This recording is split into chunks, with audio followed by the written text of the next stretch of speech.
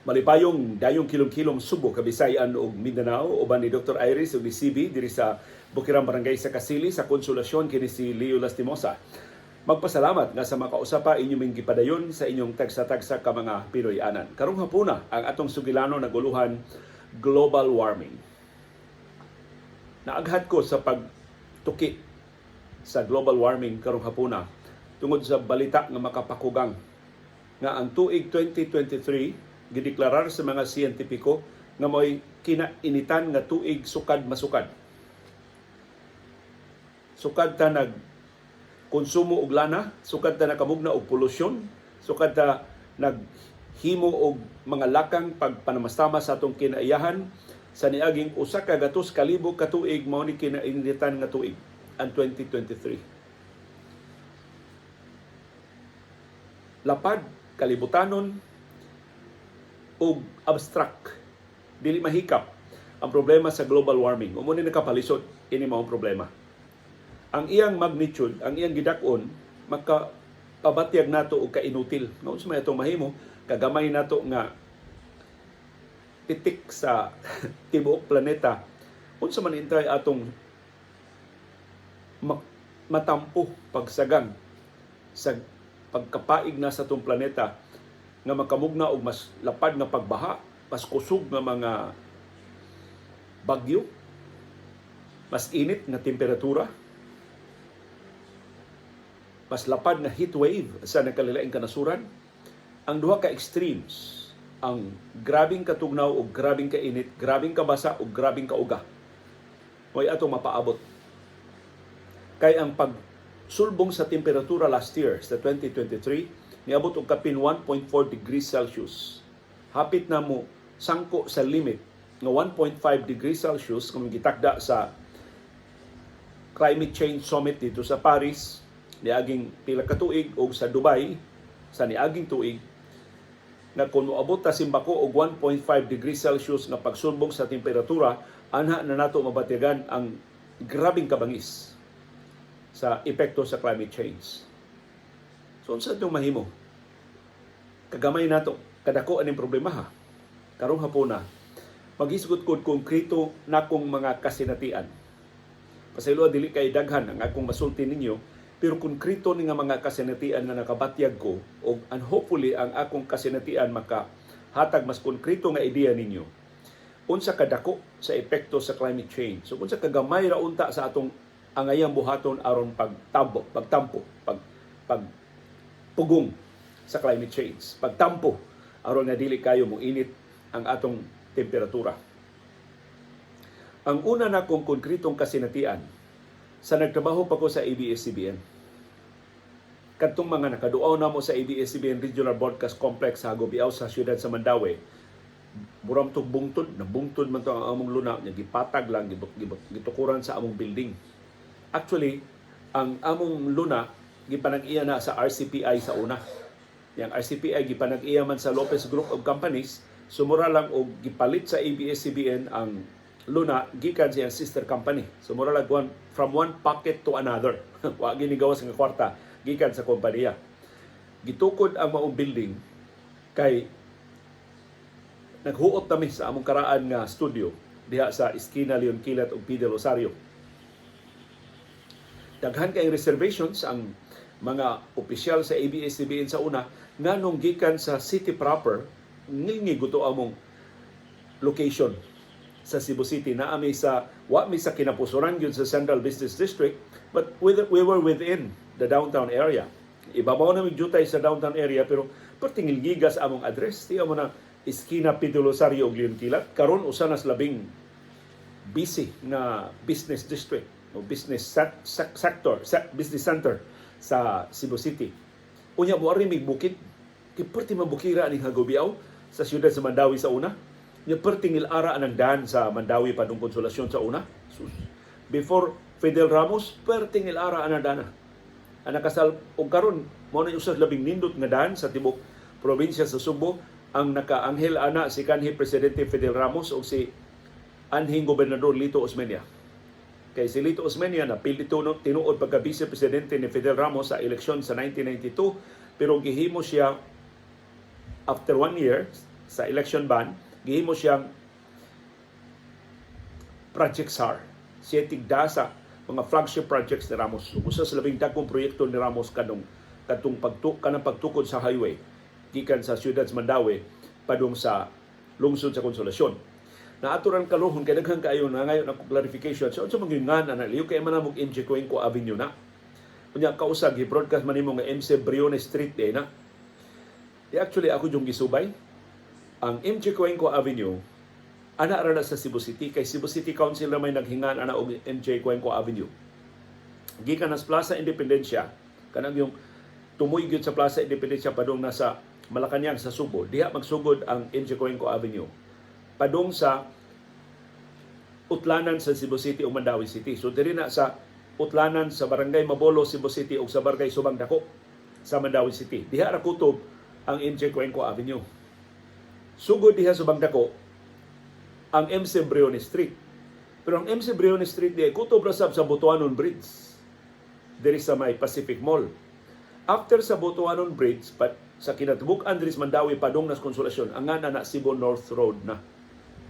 So dili gani di tibuk highways Mandaue ang MC Briones. Cebu North Road na nga na gikas Butuanon Bridge padung diri sa utlanan sa Barangay Habubiao sa Mandaue City o sa lungsod sa Konsolasyon. Amoy among Pinoy ana ni CB o ni Dr. Iris. So, perting Bukira pa anang Barangay Habubiao. Mao man katapusang barangay sa Mandaue sa dili pa sa utlanan sa Konsolasyon. Pero sus, pag dayo na mong kasira, kaya diha maminasirhi sa ABS-CBN sa gobyerno, perting alegriha na, perting huutan ng trafiko. So, in a way, mo na nakakontribute ang ABS-CBN sa pag-disperse sa economic activities further north. Mingaw man kayo ng mga economic activities diya sa una. Ang nagtikaw-tikaw diya sa una, Sinapro, na mo'y labing dako. Actually nga kompanya diri sa amihanang tumoy sa siyudad sa Mandaue. Pero ang ABS-CBN, I think, nakatampo sa traffic, nakatampo sa economic activity. Dihang datita. Karon sa atbang sa ABS-CBN na subdivision, murag ang Maria Luisa Mangani mo developer ana, amot kanu sa magtukod sila og magsugod og tukod og kabalayan, murag nakatukod naman tayo sila og pipila ka bahay. So high end kana nga subdivision. Ya atbang namo ng istasyon sa radyo ug telebisyon ni Apollo Kibuloy, apil sa suspenso sa National Telecommunications Commission. O niya na ay basta daghan kay mga establishments na tapad namo na ang unsa nang para bitaw motorsiklo sim mga sakyanan MCO ba MCOR dako na kay nga patigayon diha unya na ang regional office sa Food and Drug Administration palayason ra ba sila sa Kapitolyo pero ang regional office diha sa FDA. Of course, naadiya ang usas labing dakong ospital sa Northern Cebu, sa Government Hospital, ang Eversley Child Sanitarium. Gamay kayo ng ospital sa una, karon gipalapad. Kay ubos man na sa pagduma sa Vicente Soto Memorial Medical Center, pundo na sa national government, pinali sa Department of Health. So, pipila lang na sa mga establishments. Karong bago na, kung nahibawan ang Tuna Republic sa amo mga kauban, ang tag-iya ng Tuna Republic, amo mga kauban sa ABS-CBN, ang mga endorsers, sila Jaworski Alipon o si Jude Torres, sa katong bakante nga luna, dili bakante nga luna, karaan ng Pinoyanan, pero murag na nagpuyo, karon giabangan ba na, o gipalit na nilang luna sa Tuna Republic, aligre na kayo, daghan na kayo diya mutultul sa lamian nilang pagkaon. So, nakakontribute ang ABS-CBN sa economic activity diya. Ang akong istorya ninyo, sa konkrito nga manifestation sa climate change nga akong matiyagan. Gawas anang among main building sa ABS-CBN sa Luyo, murag afterthought na lang, nagtukod may o gamay nga maguwang lagjutay sa payag-payag, pero ABS-CBN may nagtukod, konkrito gud siya, doon puthaw ang iyang mga haligi, pero dili gid siya building mga tarong para raman sa among kantin. So murag butangan na lang og sementado nga sahog, unya giatupan na lang og tarong, pero ang bungbong niya murag screen ra para maglusot-lusot ra ang hangin. Pagsugod na mo diha sa ABS-CBN, tulo man to among kantin sa una. Perting alimuotaan ang lugar. As in, alimuot yung kaiba kay bukid may naamis ibabaw, pero building sa Sinapro sa among usa ka kilid, kabalayan diri sa Pikas, sa Luyo, mga bodega. So, mura jud siya og alimuot, murag industrial kayo siya og dating. Nausas mga programa ni Ma'am Tata 5C na nanumi og kahoy diha sa dako gitong luna. daghang mabakante nga luna, nananong yung kahoy. Yagi, palihog ko mang tatay, siya pangutan ako ng DNR, unsay kinanidutan nga kahoy nga atong itanom din. So ang DNR, naghimusan sila og soil analysis, ang ilang rekomendasyon, katong ibabaw nga bahin, kanang daplin yun sa highway, kuan man na, murag bukid man na, kilid yun sa building sa Sinapro, siya, tamli lang yung Indian tree, batik kayo ang yuta, pero ang Indian tree mabuhi diha. Pero kanang dool sa inyong kantin, kanang patag na, mahimo ng tamnan og mangga, haom kay na para mangga.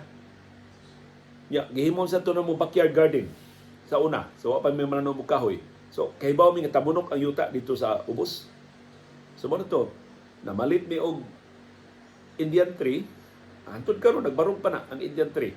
Kanang unag yung punuan gikas highway nga inyo makitaan kang Ma'am Tata Singcosina, iyan ang punuan. Kanang ikaduha kang Dante Luzon. Kasi Dante Luzon may imong manager sa DYAB sa una. Kanang ikatulo ako na. So kanang ikatulo punuan sa Indian tree ako na. Kada labay na ko niya, magtanaw ko buhi pa ba yung taon ako punuan sa kahoy, buhi pa. So, usa na sa mong gitanong. Ang mangga amo nang gipabayran. Katong Indian tree palit lang to sa istasyon unya gihatag lang sa mga trabahante kinsa gusto mo tanom. Unya katong mangga mura gibaligya to og 250 pesos kada usa ang seedling sa mangga. So, nananom sa mi og mangga angkon sa mi pero pinalit na to namo unya among gitiman-an kay aron ining bungas mangga kami mo ani sus namunga bitaw na nag-away nag-away ang mga trabahante kinsa tong puno as mangga kay mo nganli amo ra man gi mata-mata pero ang benepisyo nga ako nabatigan sa dihang nitubo ng Indian tree ug nitubo na di pa lugan na hibawan imo ra man nalimot-limutan pagdagko nas mga punuan sa Indian tree ug sa punuan sa mangga haska nga hayahaya na sa among kantin. Parte hayahaya na.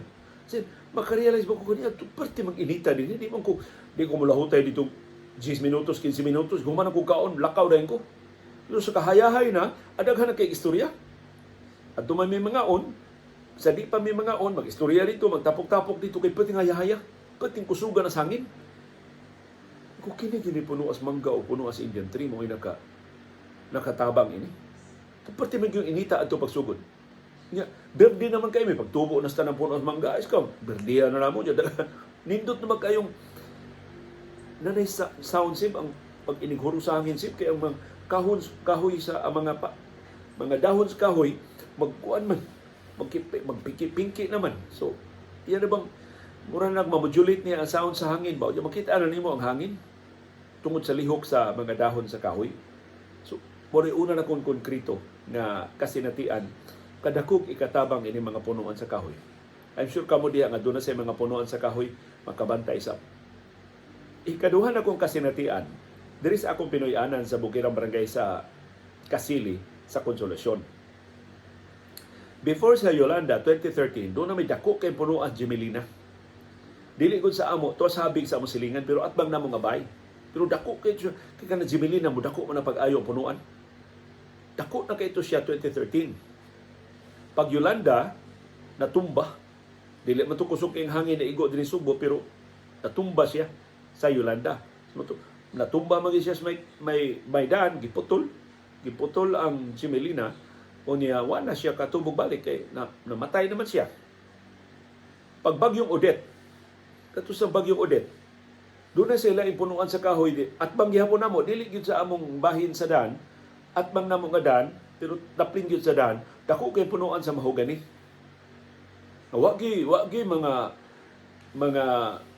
langgam nga mo tugdon ba kay mahogani man.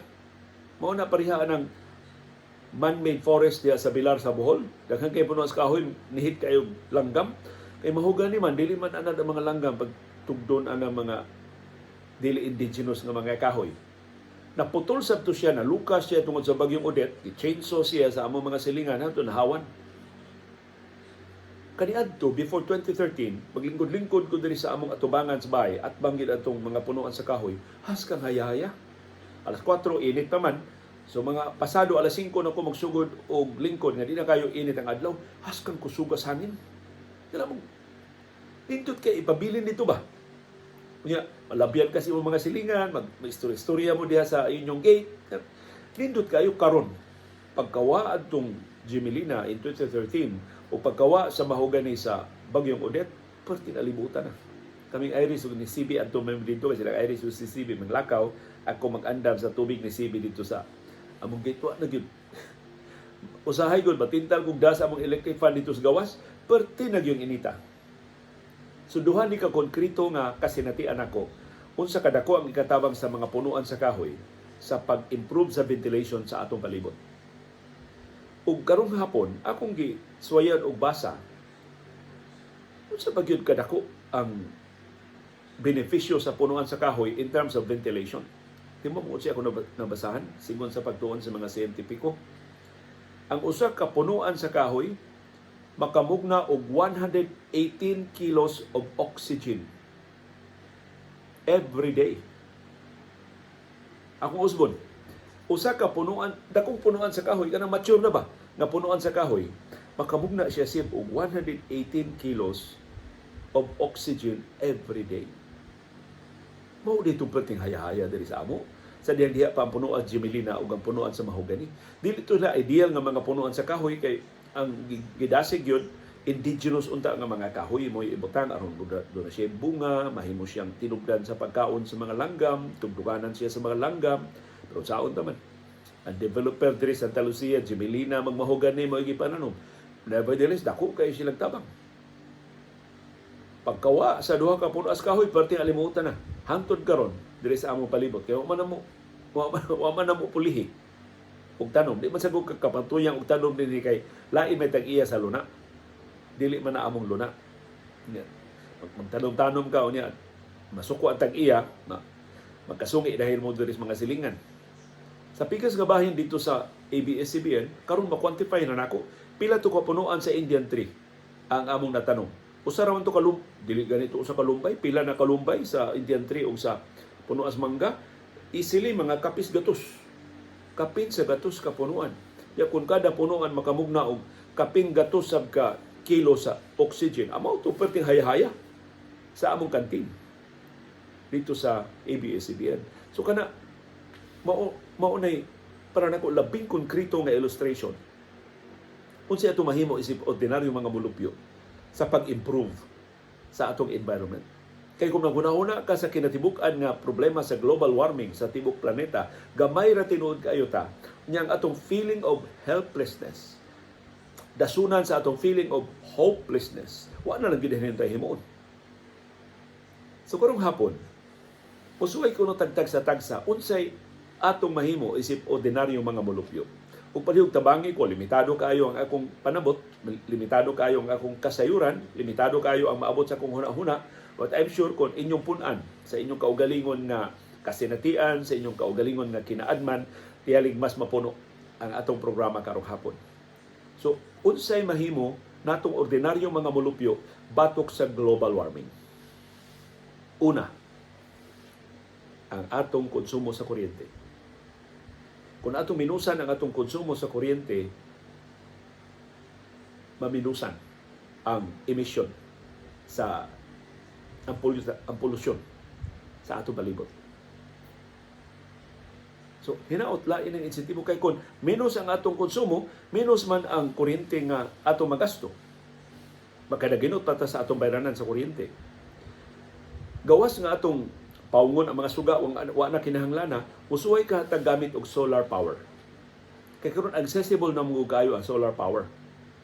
Kung wa pa ka dihay budget para mo shift ngadto sa solar power, kay sa akong kasinatian mo, gasto ka og mga 500,000 to 1 million. Depende sa gidakon sa imong bahay, depende sa unsa imong gusto. Full shift bagyod ang imong himuon gikan sa Visayan Electric, adto na lang gyud ka mag pure solar power na lang gyud ka or mag-hybrid ka. Nga kun wa kay igo nga ma-harvest nga solar power, ari ka sa Visayan Electric. So, kung wa ka ng kwartaha, ako man ko ng kwartaha, nisuway lang mo palit og mga solar lights gikan sa Lazada. Na kanang Lazada hit and miss na. Klaruhay lang istorya, hit and miss. Usay na mga solar lights mulugtad og pila ka tuig, na sa mga solar lights mulugtad lang pila ka oras, dahil solar lights mulugtad lang pila ka semana. Di gyud kasaligan ang Lazada.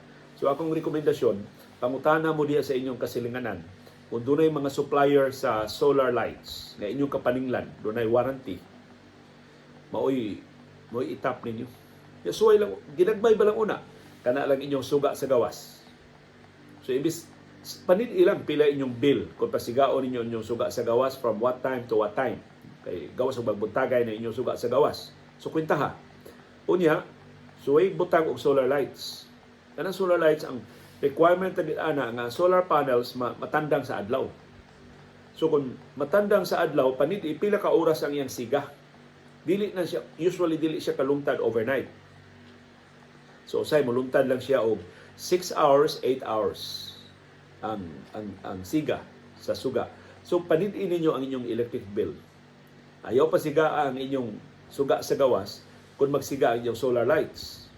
Panid pila ka libo, pila ka gatos ka pesos ang inyong ma-save sa inyong bayranan kada buwan sa Visayan Electric. Kung inyong paungon dito niyo pasigaon ang inyong mga suga sa gawas.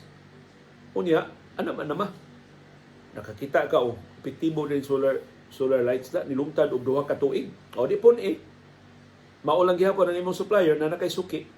Siya na lang pa-installa para siya maka-maximize sa solar panels. So sana sa akong ika-recommendar nga mahimo nato, ginagmay lang. Doon na tayo dakong kwarta, daghan ka ay karong mga models nga imong kasundan. Doon ay mga models nga way baterya. Kanang magamit lang kag solar panel, way baterya, atol sa adlawan. So sa adlawan, dili ka magamit sa kuryente sa Visayan Electric. Inig kagabi na ka mogamit sa Veco, kaya wa na may adlaw. Barato ra na kung way baterya. Kung doon ay baterya, mahal na. Maabot na tag sa kamilyon, kapin o sa kamilyon ang imong budget. So depende lang kung sa imong panudlanan, pero mangahas ko og rekomendar na atong minusan ang atong konsumo sa kuryente. Kaya kung atong minusan ang atong konsumo sa kuryente, dili ta maproblema sa atong supply atol sa ting-init nga dako kayo ang konsumo sa kuryente kay doon na alternatibo nga mga tinubdan sa kuryente sa atong tagsa-tagsa ka mga Pinoyanon. Labaw tanan makatabang ta sa pagparalipod sa atong planeta. Sunod na kong sugyot atong usbon ang atong diet. Mutahan natin mo si Labos diet Leo sa global warming. Kanang atong pasigi og kaog karne, dako kay na kapildihan sa atong planeta. Kay 70% sa atong agricultural land sa tibuok kalibutan gigahin para sa mga hayop, baka, baboy, mga kanding, mga ubang mga livestock. 70% sa atong agricultural land gigamit para sa sustenan sa atong mga hayop. So, kung masitag ka og karne, 70% sa atong luna sa agrikultura mapildi sa atong mga hayop. Dili sa mga tanom ha, 30% ra ang ubang bahin sa agrikultura naibili para sa mga tanom, mga livestock, atong mga hayupan mo'y labing dako og kaon sa atong mga luna sa agrikultura sa tibuok kalibutan. Dili ta kinahanglan mo shift dayon mag-vegetarian dayon ta uma. Hinahinay lang. So karon, for example, MWF. O sige, kaon tag kamunggay, mag-utan tag kamunggay. Sunod, ang kamunggay, okay man. Daghan kay putahis kamunggay ha. Naik kamunggay nga ang labi para na po sib ang labing labian, of course ang utan Bisaya ano nga daghan kay isagol niya hasol kay himuon, pero kung tapulan ka wa kay igo nga lamas, wa kay igo nga serbol sa imong utan kamunggay, ang akong isugyot niya lami kaayo. Utan kamunggay luya. Wala isagol. Utan kamunggay ra og luya. Haskang lami May kay mo complement ang lami sa luya ug ang flavor sa kamunggay. Sus, perting lami Higop kag sabaw, kamunggay nga naay luya. Suwayra mo ninyo, perting lami Ya sunod, kamunggay with itlog. Magbatil kay itlog, unya dayong bukal sa sabaw, imong ibutang ang itlog, igo nga maluto ang itlog, dayong haon, butangi og dahos kamunggay, as kalami Purag kaldiyo ba, pero kamunggay og itlog ra mo isagol. Why lain? Kung imong kusihan di ang piniritong isda, nindot kaayo. Pero wa ta mo ingon ay mo kaog karne. Maminusan ang kaog karne kung mga mong utan. Kay mabusog naman mo sa utan. Ya, later on, magsalad-salad na mo diha, doon na mo'y lettuce, doon na mo'y magbutang na mo sayote, magbutang na mo og mga utanon. So, ngadto-ngadto, o dili ta mag-ingon nga mag-vegetarian na lang ta. Dili lang ta, uy, kung na ay birthday kanino na ipangit gihapon inasal. Pero ato kahang dugangan ang atong konsumo sa utan. Makatabang tayo na sa pagmenos sa global warming. Kung dili na kayo dependent sa meat, dili na kayo taas ang konsumo sa karne.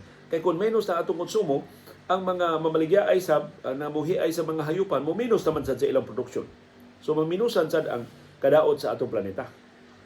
So, gamay kay nato nga lakang sa atong tagsa-tagsa ka mga panimay, mo translate og kalibutanon nga mga implikasyon na makatabang sa atong planeta. Naghisgot na tag kuryente, hisgot na tag pagkaon, karon arita sa transportasyon. Kung dili kayo layo inyong mga lakaw, suway ka ninyo bisikleta. Init magayro para baktas, pero kung ganahan mo magbaktas, kadlawon. Inyong opisina alas 7, alas 8, baktasin ninyo kadlawon. Kunya adto, imbis inyong buhaton din sa inyong bahay, adto na trabaho sa inyong opisina, sabtang magpaabot mo alas 8. Karon di mo mga lisbo igabot dito sa opisina, or inyong opisina na kaliguanan, adto kaligo sa opisina. Baktasi diha, exercise pa. Hiyos pang imong tiyan. Himsog pa imong panglawas. Pero nasa kay bisikleta, pagbisikleta. Daghan kay mga local government units ron. There is Mandawi, gitinuod na ginila ang mga bicycle lanes, sinaod madugangan pa. So, pahimus lang nato na conscious na ang mga local government units pag-provide o mga bike lanes. Nindot kayo na magbisikleta, tagikan o padung sa atong mga Pinoy-anan o sa atong mga trabahoan o sa atong mga eskwelahan. So, ay lang. Mahimo ba? Dili kinahanglan nga inyo dahil ibaligya inyong auto, minusi ba lang gamit ang inyong sakyanan. Maybe weekend lang una, di nagamito na sakyanan, magbisikleta na ka padung sa imong mga lakaw, unya ganahan na ka sa epekto, o sige, MWF na to, hantod na everyday na, gamit lang tag-auto kung mag-uwan, gamit lang tag-auto kung doon ay dinalian ng mga lakaw, lagyo ng mga destinasyon. Di ba magkatabang tag-benos sa polusyon? So, yano kay nga mga laka nga ato mahimo sa pagmenos sa kahugaw sa atong palibot. Ang laing lakang akong isugyot, mananumta og kahoy. Katawanan ni sa tanahon, ingon kaliwa mo yuta, asa mo ta mananom og kahoy? Mo apiltas mga grupo nga mananom og kahoy. Magpakisayod ta unsay mga organisasyon nga mananom og kahoy, mo voluntaryo ta, kuyog ta ining mao mga organisasyon. Kamong mga nagtanaw, naminaw na moron, I'm sure doon may mga local government units diha nga mo pahibaw nga mananom og kahoy. Ipahibaw na diri sa atong programa, ako nang i-plug. Mas maayo mapahibaw ninyo days before, 1 week, 2 weeks before, aron makaandam ang atong mga viewers. Uy, naay tree planting sa Konsolasyon. Niara man may sa Gubiaw sa Mandawi. Apil mi. Makalugar niya na kay weekend man dira. O di na yung mga dugang volunteers sa pagpananom og kahoy. Muna itong buhaton, mangita ta o mga organisasyon, mukuyog ta sa mga organisasyon na mananom og kahoy diha sa atong kasilinganan. Kung naatay mga luna nga ato, aninot kaayo, imo dihang tamnan og kahoy. Pangutana sa Department of Agriculture, naraman ang ilang opisina at bang sa Pacific Mall sa siyudad sa Mandawi, daghan kay mga seedlings ng kahoy. Ang DA, ang Department of Environment and Natural Resources, kaniadto sa ABS-CBN, mo itighatag na mo, daghan kay ng seedlings. Ang DNR, o usa na sa mga programa sa DNR, pagdasig, pagpananom og kahoy. So tingali na ay mga seedlings ang DNR na ikahatag ninyo, o di, makapananom og kahoy diya sa inyong mga yuta. Makapananom og kahoy sa inyong mga organisasyon. Balik ko sa konkretong benepisyo sa kahoy, inigdako ang kahoya, makaprodusya og kapin gatos ka kilo sa oxygen kada adlaw. Kadako ang mao benepisyo. Kung gusto ba ka mo quantify sa kaayuhan na mahimo sa imong pagpakabana para sa atong planeta aron pagpadlong sa global warming. Dili panghudlat ang ato, pero sulti sa mga siyentipiko.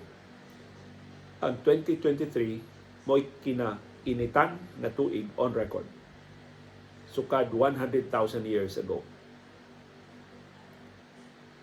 Ang bad news is, ang mosunod nga katuigan, ang 2024, 2025, 2026, posibleng mas init pa kaysa 2023. So posible ang matag mosunod nga tuig sa atong kinabuhi within our lifetime could be the hottest year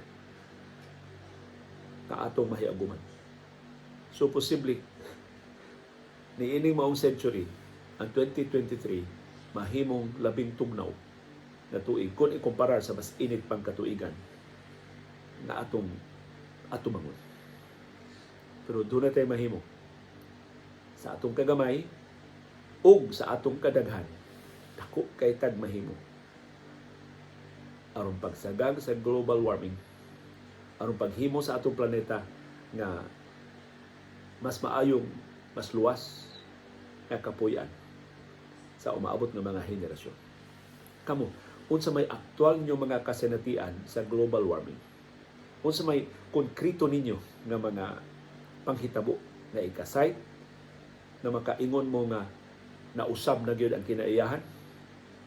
Makumparar niyo kaniadto og karon? Akong palihog ibutang diha sa atong comment box aron makabasa ang uban natong mga viewers og mas ma-concretize ang problema sa global warming o sa climate change og mahimong mas urgent, mas tinalian. Makabatyag sila mas tinalian panginahanglan pag-apil sa kalibutanong kampanya batok sa global warming. Di ta kinahanglan magmarcha uban sa nagkalilaing kanasuran sa kalibutan. Di ta kinahanglan nga magpaukyab diha sa tibok barangay, sa tibok lungsod, sa tibok syudad, sa tibok distrito, sa tibok probinsya, sa tibok Pilipinas. Sa atong kaugalingong gamay nga kapasidad, dako kaayo ang atong mahimo aron sa pagsagang sa global warming. Paglikay sa mga katalagman nga gipasidaan sa mga eksperto sa kinaiyahan nga mahitabo kung atong malapas ang 1.5 degrees Celsius na pagsulbong sa temperatura na posibleng mahitabo sa mosunod nga napug 2 ka buwan. Hapit na ito malapas in 2023, posibleng atong malapsan karong 2024. Simpako, layo na ito, tabukon og 7 ka laon. Dili ni panghadlok ang ato, pero doon na patay kahigayunan sa pagpreserbar sa atong planeta aron dili ta mga paig, dili ta mga paso, dili ta mga matay. Uban ni Dr. Iris ug ni CB diri sa Bukirang Barangay sa Kasili sa Konsolasyon, kini si Leo Lastimosa. Magpasalamat sa iyong padayon nga pagsulod, pagsubay, pagsalig o pagpaminaw sa atong panahon dayong kilom-kilom. Daghang salamat CB Girl sa iyong pagkuyog sa atong programa karong hapuna.